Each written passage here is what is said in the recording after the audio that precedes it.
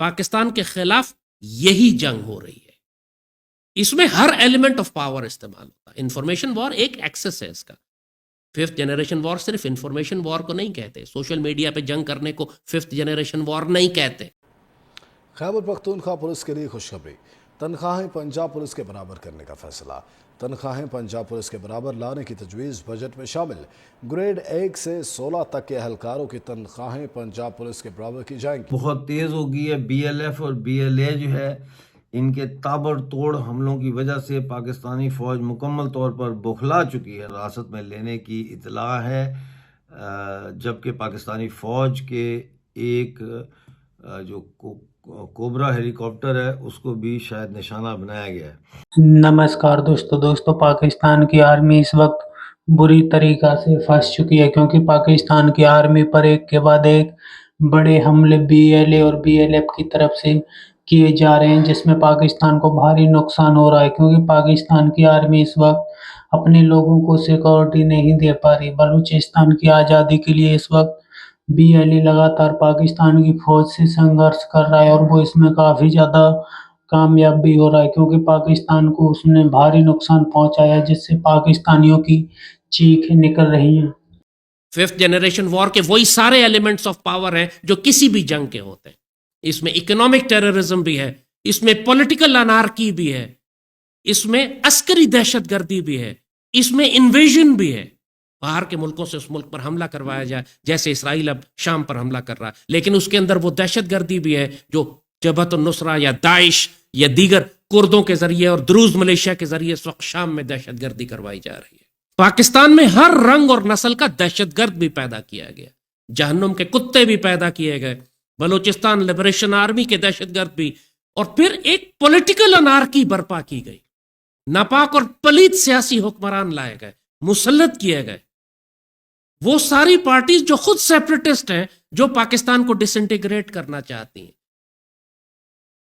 کوئی سندھو دیش بنانا چاہتا ہے، کوئی گریٹر پنجاب بنانا چاہتا ہے، کوئی بار بار خیبر سے لے کر حملہ کرنا چاہتا ہے ریاست پاکستان کے اوپر.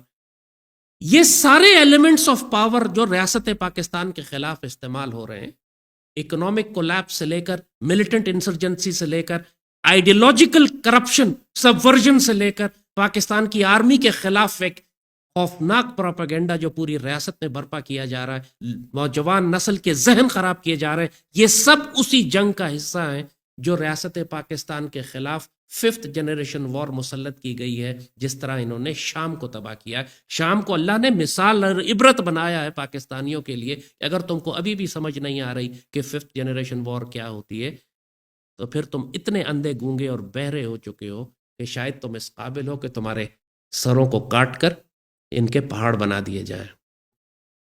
دہشت گرد گروہوں کے ذریعے ریاست کو بالکل فیل کیا گیا، اور پھر باہر سے طاقتوں نے دخل دے کر امریکنز، اسرائیلیز، بدنصیبی سے ٹرکی بھی اپنے مفادات کے تحفظ کے لیے دہشت گرد گروہ شام میں بھیج رہا ہے.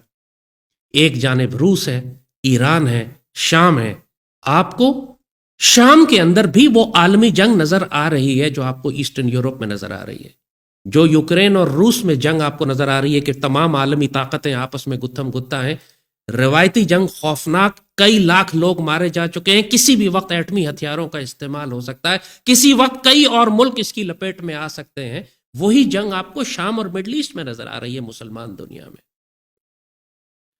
اور اسی جنگ کو پاکستان کے خلاف یہ بہت عرصے سے کر رہے ہیں. کوئی 15 سال ہو گئے کہ یہ فورتھ سے ففتھ جنریشن پر موو کر چکے ہیں پاکستان کے خلاف.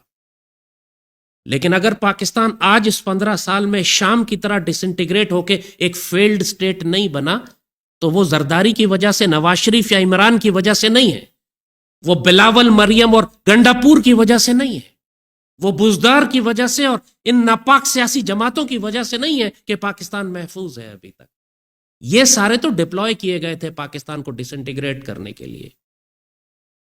پاکستان آج اگر اللہ کے فضل سے کھڑا ہے تو پاک فوج کی وجہ سے کھڑا ہے، اس بات کے باوجود کہ اس کی صفوں میں بھی غدار داخل ہو گئے تھے، باجوہ اور فیض جیسے. مگر یہ ادارہ بحیثیت ایک ادارے کے، جس طرح ریاست پاکستان کی حفاظت کر رہا ہے، پاکستان کی سینٹر آف گریوٹی جس ادارے کے پاس ہے، ہم نے ابھی تک صرف عسکری دہشت گردوں کے خلاف جنگ کی ہے. لیکن پاکستان کے جو سیاسی دہشت گرد ہیں، جو معاشی دہشت گرد ہیں، جو نظریاتی دہشت گرد ہیں، جو پاورفل ایلیمنٹس ہیں 5th جنریشن وار کے اس ریاست پاکستان کے خلاف، ان کے خلاف ابھی تک کوئی کارروائی نہیں ہوئی.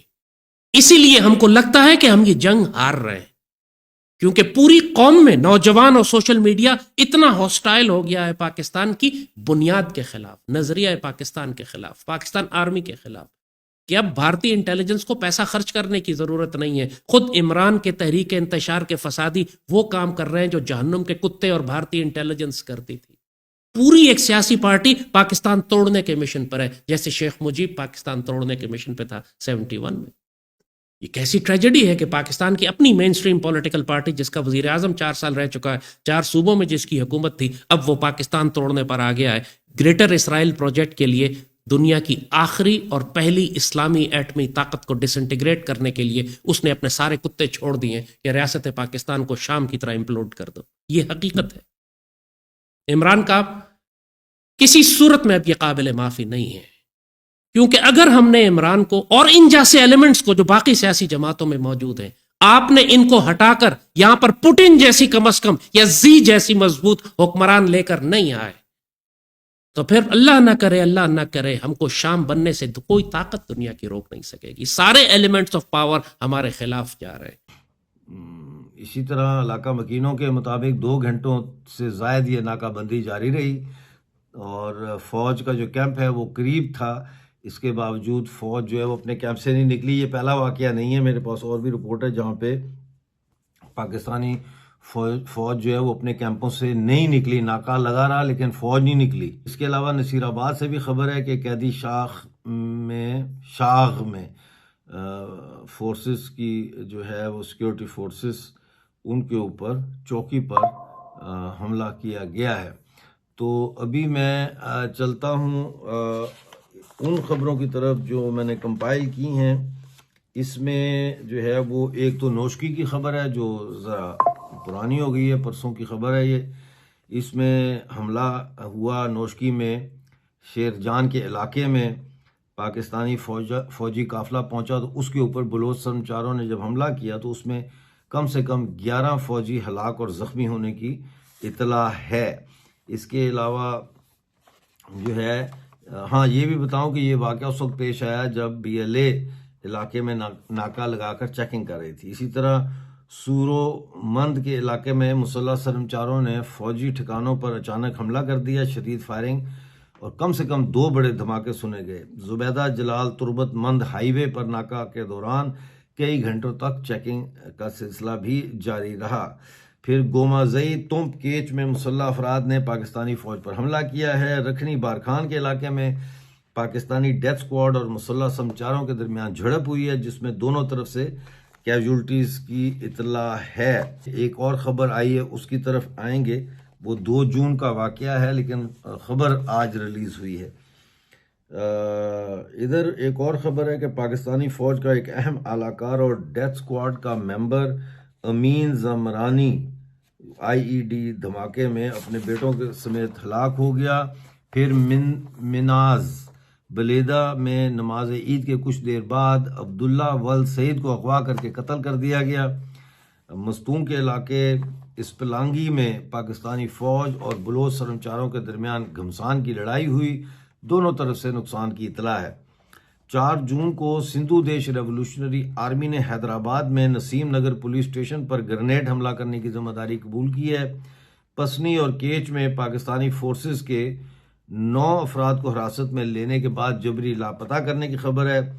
اور نوشکی میں ناکہ بندی، بلوچ عوام نے سرمچاروں کو ٹھنڈے مشروبات پیش کیے اور سیلفیاں لوگ بنا رہے ہیں. وہ عام جو جس علاقے میں یہ ناکہ لگاتے ہیں وہاں کے لوگ جب آ جاتے ہیں باہر، وہ آ کے ان بلوچ سرمچاروں کے ساتھ سیلفیاں بنا رہے ہیں. تو دوستو جس طرح کے تابڑتوڑ حملے پاکستان کی آرمی پر ہو رہے ہیں اس سے پاکستان کو بھاری نقصان ہو رہا ہے، کیونکہ پاکستان کی آرمی پوری طریقہ سے سرنڈر کرتی ہوئی نظر آ رہی ہے. جس طرح کے حالات اس وقت بلوچستان میں ہیں اسے دیکھ کر ایسا لگ رہا ہے کہ پاکستان کی آرمی نے ادھکتر کنٹرول بلوچستان سے کھو دیا ہے، کیونکہ پاکستان کی آرمی کچھ نہیں کر پا رہی. جس طرح کے حالات اس وقت पाकिस्तान में बन चुके हैं, उसे लेकर के पाकिस्तानी मीडिया इस वक्त काफ़ी ज़्यादा चिंतित है और वो लगातार यही बात कर रहे हैं कि पाकिस्तान के हालात इस वक्त आउट ऑफ कंट्रोल हो चुके हैं। पाकिस्तान की आर्मी चाह कर भी कुछ नहीं कर पा रही, क्योंकि बलोच अपनी आज़ादी के लिए इस वक्त पाकिस्तान की फ़ौज के साथ संघर्ष कर रहे हैं और वो इसमें कामयाब भी होते हुए नज़र आ रहे हैं, क्योंकि पाकिस्तान को उन्होंने भारी नुकसान पहुँचाया और पाकिस्तान के हर रोज़ बड़ी तादाद में सैनिक मारे जा रहे हैं और बलूचिस्तान के आम लोग भी उनके साथ है। यही कारण है कि पाकिस्तान इस बात से और ज़्यादा बेचैन है कि पाकिस्तान की आर्मी को बलूचिस्तान में कोई पसंद नहीं करता है, बल्कि बलूच लिबरेशन आर्मी को ही ज़्यादा पसंद किया जाता है। आपकी क्या राय कमेंट में ज़रूर शेयर करें। यदि आप चाहें अपने चैनल को सब्सक्राइब करें, वीडियो पसंद आए तो लाइक करें, कमेंट करें और शेयर करें। जय हिंद, वंदे मातरम।